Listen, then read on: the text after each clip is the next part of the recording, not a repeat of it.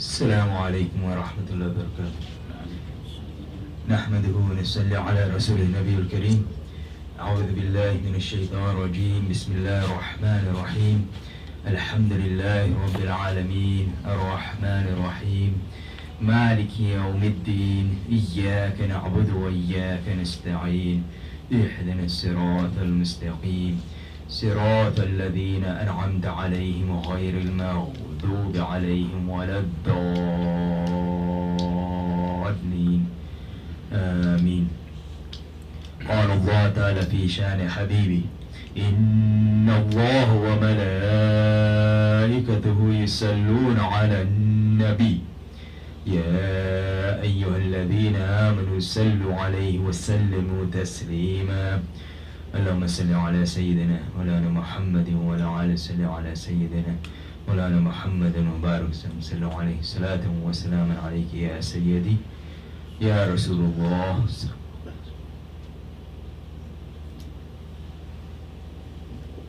Inshallah, we'll start talking about Imam Hussein alayhi salam. But before I start that, today is the 19th of Hajj, so which obviously means that yesterday was the 18th. And that day is significant, for multiple reasons.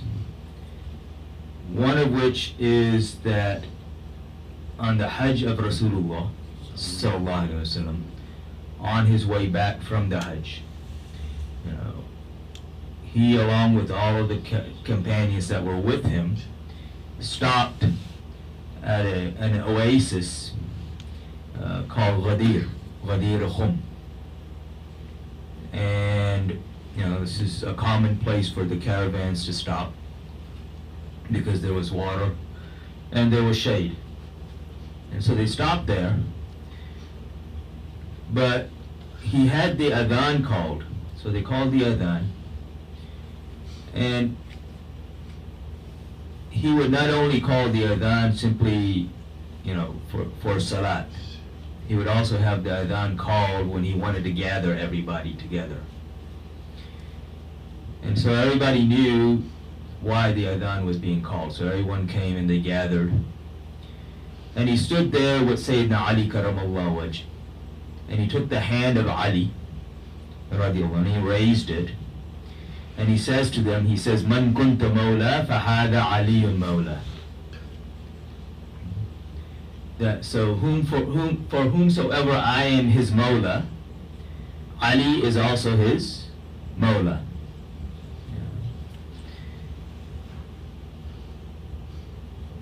Mawla in Arabic can have multiple meanings. It can even have opposite meanings. We know at the end of Surah Baqarah, we say what? Anta Mawlana to Allah subhanahu wa ta'ala.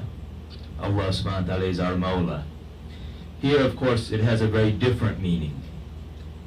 Here it means Rabb, Lord, all of these things come into Mawla here. Mawla also means master and leader, which is what Rasulullah sallallahu alaihi wasallam, or the way in which Rasulullah sallallahu alaihi wasallam is using it. It can also mean slave. So as I said, it can have opposite meanings depending on how it's used. It's very interesting how Rasulullah sallallahu alaihi wasallam did this. He took the hand of Ali radiallahu anhu and raised it so that later on no one could say that, oh no, he was talking about some other Ali, which is what some people do today. Not for this, but for other things. Oh, it wasn't that Ali, it was some other Ali. So this way there's no doubt as to which Ali he's talking about. But he also joins it with himself, so that in whatever capacity we accept Rasulullah sallallahu alaihi wasallam as our Mawla, as our master, as our leader.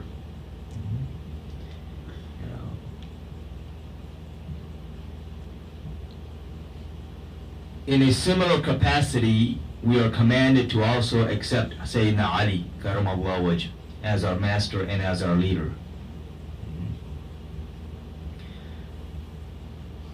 When he makes this announcement, and he made this announcement openly in front of everybody. You know, if you remember, there were 124,000 companions of Rasulullah sallallahu alaihi wasallam who joined him in the Hajj. Not all of them are with him now, but, you know, a very large number, close to 100,000 of them are still with him now. So he says this in front of everybody so that there's no doubt as to who he's talking about and how, in what manner is he saying that Ali is your Mawla.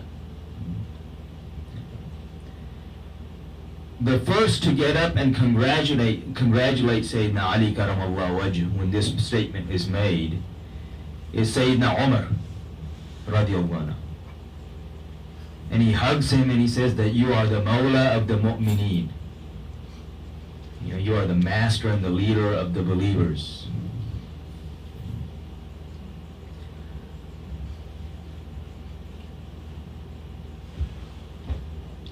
You know, there are people, and it's kind of interesting, there was a scholar overseas who referred to Sayyidina Ali karamallahu wajh as Mawla.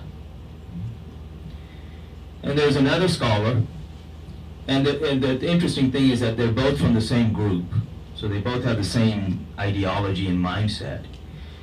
But the other one, he couldn't handle this. So he brings up a hadith. He mentions one of these hadiths, and I'm going to go back over that aspect of it in a minute. He mentions one of these hadiths and says, oh, this is a weak hadith in Abu Dawood, and he's using this.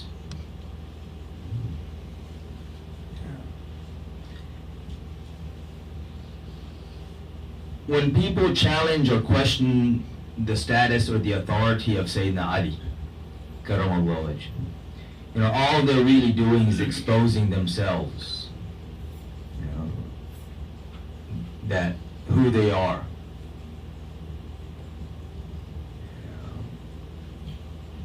Because the companions, radiallahu anhum, in general would say that when we wanted to know who was a hypocrite and who was a believer, we would simply take the name of Ali in front of them, and we could tell by their face.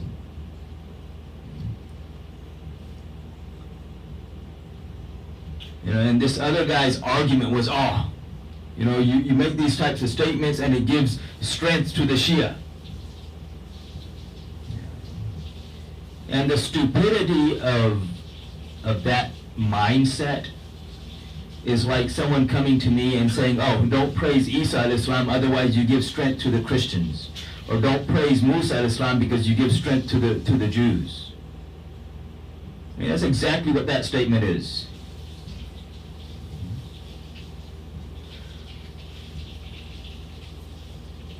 In the science of hadith, you have what are known as khabar wahid or ahad, which means one.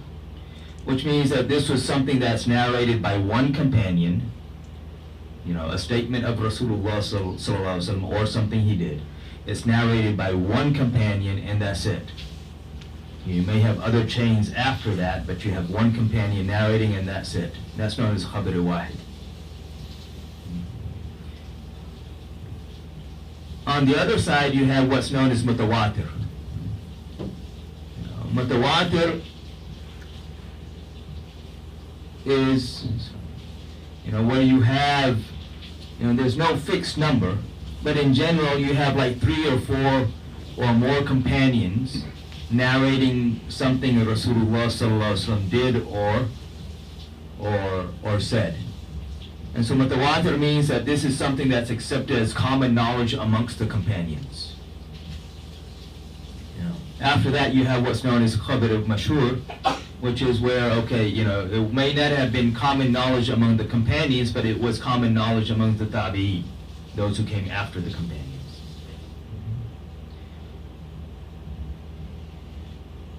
So the point here is that if you have simply 3 or 4 narrators companions who are narrating this becomes mutawatir.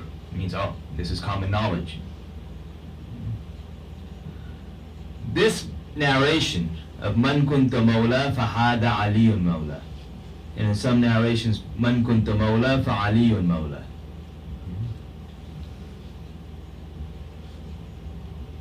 Is, I guess, what you could say the most mutawatir hadith that exist.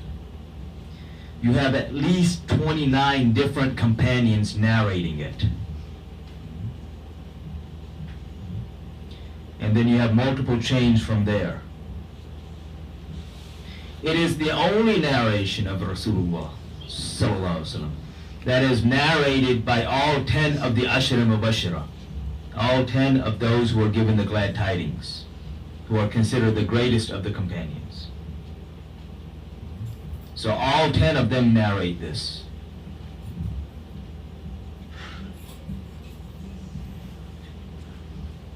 And you have narrations from Imam Tirmizi.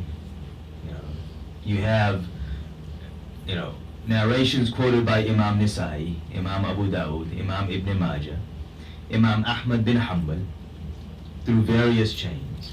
Imam Hakim in his Mustadrak, again through various chains. Imam Ibn Abi Shayba, who was amongst the teachers of Imam Bukhari. All of these people narrate it. And various narrations, you have some that, they may be considered weak, but the vast majority of them, the narrators say that no, these are sahih, and the narrators are all strong. But again, those who have an issue with it, they simply again expose themselves, because Rasulullah sallallahu alaihi wasallam said to Sayyidina Ali karamallahu wajh that only a believer will love you and only a hypocrite will have animosity against you.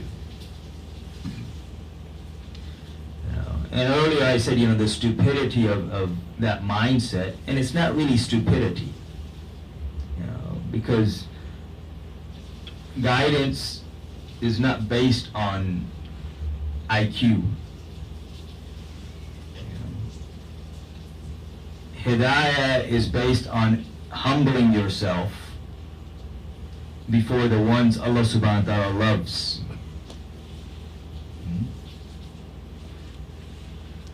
So this is one event. 10th year of Hijr, 18th of Dhul Hajj. Roughly about 25 years later, we have the martyrdom of Sayyidina Uthman radiallahu anhu. And when we look at this, you had all of these rebel groups that had entered Medina Munawwara and caused havoc in the city and created many issues, and we're not going to go through all of those. You had very strong propaganda behind all of this. Of course, who is the one who comes to the aid of Sayyidina Uthman radiallahu anhu except for Sayyidina Ali karamallahu wajh and the household of Rasulullah sallallahu alaihi wasallam. And Sayyidina Ali asked for permission to fight these people.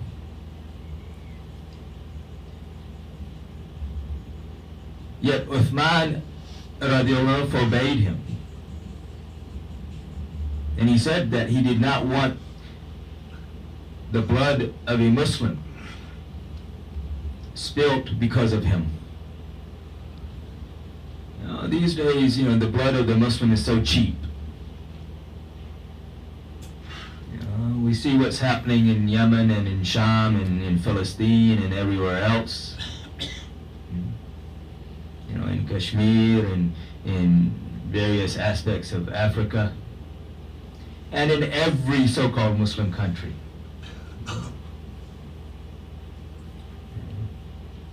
And the ones that are spilling the blood are the ones who claim to be Muslims themselves.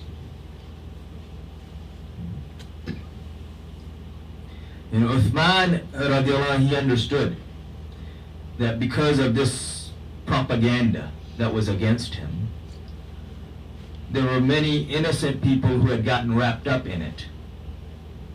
In fact, there were some companions of Rasulullah sallallahu alaihi wasallam who had gotten caught up in it. And he did not wish or did not want that the blood of any Muslim should be spilt on his behalf, even if it meant giving his own life, which is in the end what he does. Of course, Sayyidina Ali karamallahu wajh, when the situation became very bad, he stationed both of his sons at the door of Uthman for his protection. But on that day, those who entered the house, they created a commotion on one side and jumped the wall and came through the roof on the other side. And he, of course, he's reading the Quran. He's reciting the Quran with the Quran in front of him. Of course, he was Hafid of Quran, but even to look at the words of the Quran is also ibadah.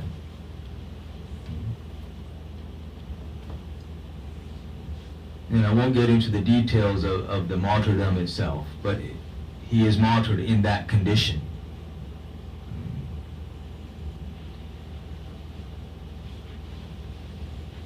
The situation in Medina Munawwara was so dire. You would think, this is the leader of the Muslims. This is the Khalifa of the Muslims. This is Amir al-Mu'mineen.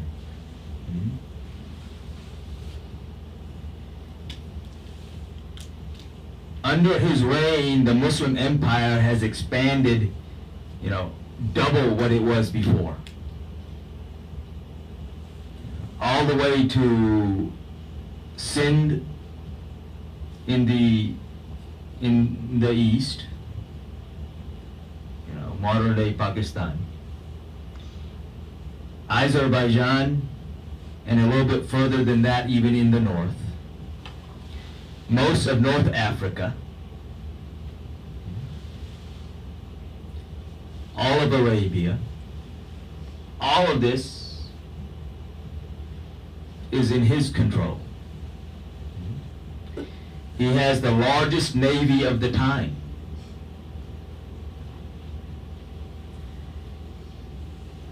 He could have used any of that to crush this. But again, he understood the price of the blood of the Muslim.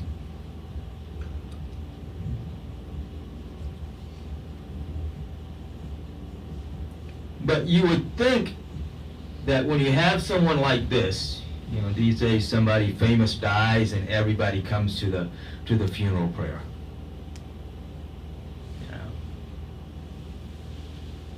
So and so died, you have hundreds and thousands of people at the funeral prayer.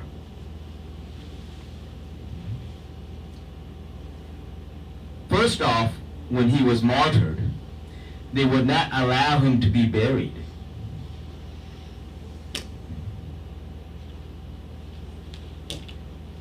Until 3 days later, and that because Sayyidina Ali karamallahu wajh pushed the issue. They all feared Zulfiqar when it was in his hand. And so when he pushed the issue, they finally allowed it. There were only 17 people in his Salatul Janazah, because the people of Medina Munawwara were so scared of even coming out because of the situation, that they would be killed or harmed.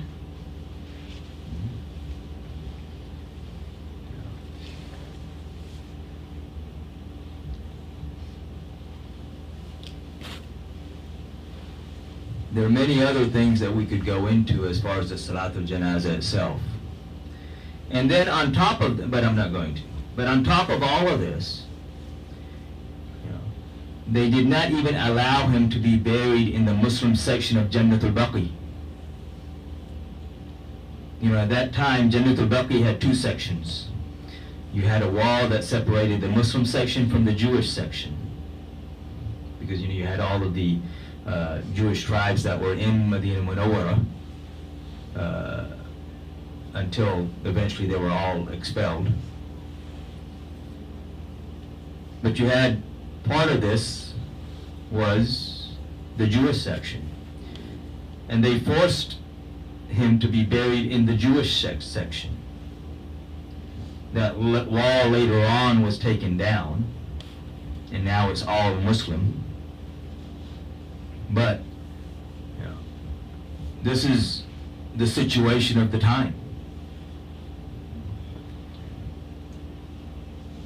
This is also why Sayyidina Ali karamallahu wajh took the capital away from Medina Munawwara, because he didn't want all this turmoil and all these issues to be in the city of Rasulullah sallallahu alaihi wasallam. Many people say, he moved the capital because he wanted more central position. That wasn't the main reason. He moved the capital because to get all of these people out of Medina Munawwara.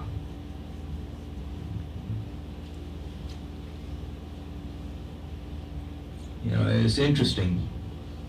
When we look at Sayyidina Ali, Man kunta mawla fahada aliyun mawla, and we talked about that. But he's also the alleviator of difficulties. So whenever difficulties came, he's the one that they turned to. It's interesting that, the order for jihad comes, to pick up the sword and fight. Rasulullah sallallahu alaihi wasallam is rahmatul lil alameen.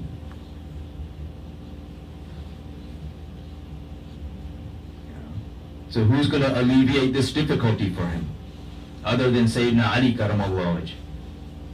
Dhul Fiqar in reality was a gift that was given to Rasulullah sallallahu alaihi wasallam, which he then handed over to Sayyidina Ali karamallahu wajh. When Sayyidina Abu Bakr Siddiq radiallahu anh becomes the Khalifa, and all of Arabia apostates, and he's trying to convince the companions that they need to fight these people, and they're saying, how can we fight, because we have no army? The army had already left. And then the people who refused to give zakat came and said, we're not going to give zakat because our agreement was with Muhammad sallallahu alaihi wasallam, and he's dead and gone, so our agreement is also dead and gone. Look at this mindset. So we want a new agreement. We don't want to give zakat.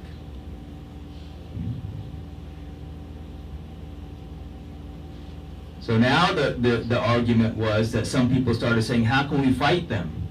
They're Muslims. They say, La ilaha illallah Muhammadur Rasulullah. And Abu Bakr radiallahu is saying, no, we must fight them.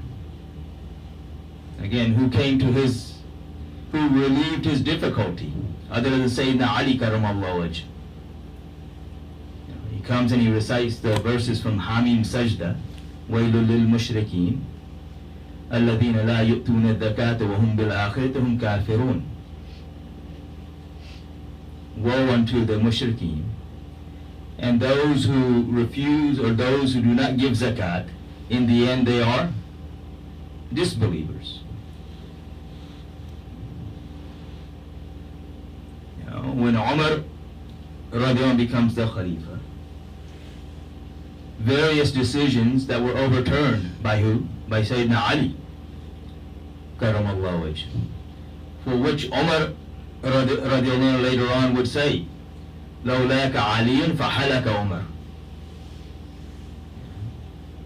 That if Ali did not exist, Umar would have been destroyed.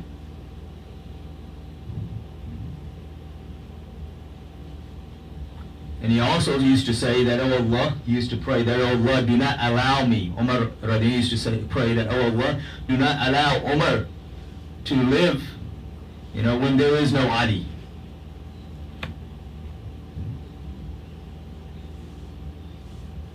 And the same thing here, when the issues come up during the time of Sayyidina Uthman radiallahu anhu, Who does he turn to? Sayyidina Ali, karamallahu wajh.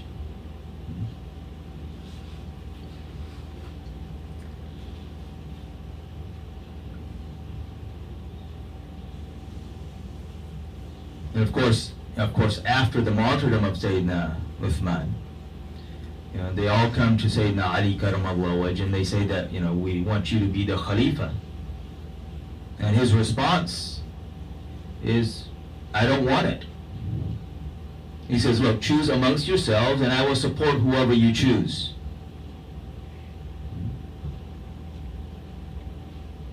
So those in the Shura, they leave and then they come back and they say, there is no one else. There is no one who can handle the situation. So he says, then fine, I agree under one condition, that all of the companions of Badr, if they agree to give me bay'ah, if they agree to give me allegiance, then I will agree to take this position. And they all did. And he sat on the minbar of Rasulullah sallallahu alaihi wasallam, and he took bay'ah from all of them. So his khilafah was not disputed like people think it was.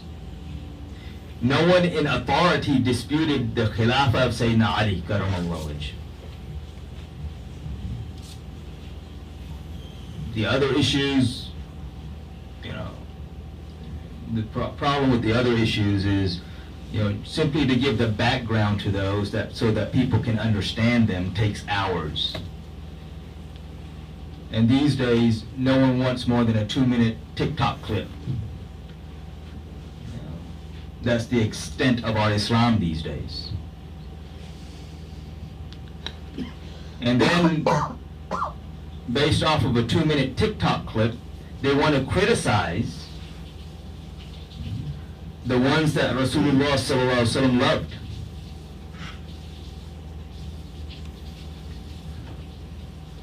And we could go into examples of that as well. But I said we would start on Sayyidina Imam Hussein al-Islam today, but time's up. We'll start with him next week, inshallah. And what we talked about today is not, separate from him either. It's all connected. When we look at the position of Sayyidina Ali, karamallahu wajh, and the connection of Imam Hassan and Imam Hussein al-Islam to him, and we see how they stood at the door of Sayyidina Uthman radiallahu anhu to defend him. So, this gives us insight into that connection between the companions and the household of Rasulullah sallallahu alaihi wasallam. So may Allah subhanahu wa ta'ala allow us to understand. May He fill our hearts with His true love and the true love of His beloved Prophet Muhammad sallallahu alaihi wasallam, his family, his companions, and all of those whom they love. Those who have not made sunnah, go and make it sunnah, inshallah.